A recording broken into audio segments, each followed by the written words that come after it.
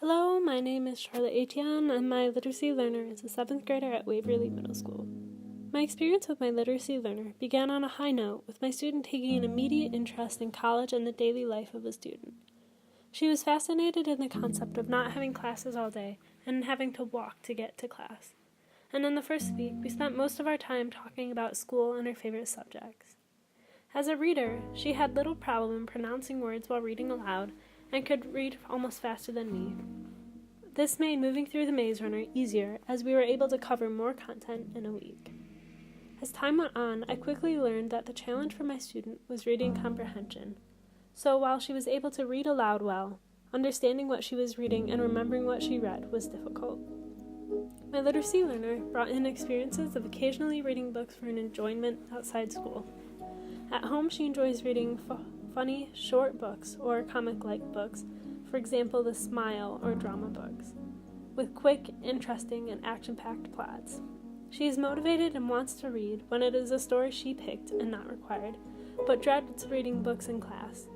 My literacy learner's home context influenced her literacy because she has an interest in reading and given the opportunity to read with going to the library with her mom and aunt. But practicing outside school is a challenge because, similar to many, she finds watching shows on Netflix is more entertaining than reading. And along with her Netflix watching, a lot of her time is dedicated to hanging out with her friends, so pulling out a book to read is not her first choice.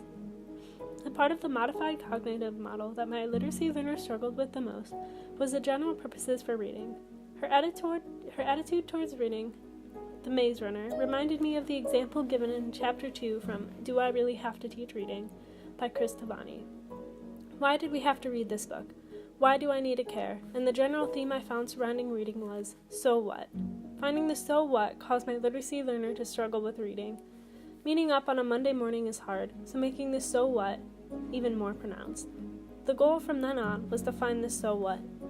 In the beginning, we made short summaries of every chapter and the main events that happened in the story. This proved to be largely unsuccessful, as for the first chapters include a lot of detail, most of it setting the scene for the story, and in all honesty, are pretty boring. From there, we moved on to making a sticky note timeline. This was a better way for us to recall key plot points that occurred and to organize what we had just learned about Thomas and the maze. We made the story seem more like the shorter stories she read at home, in turn making the daunting task of a long chapter book less intimidating and the details and events easier to remember.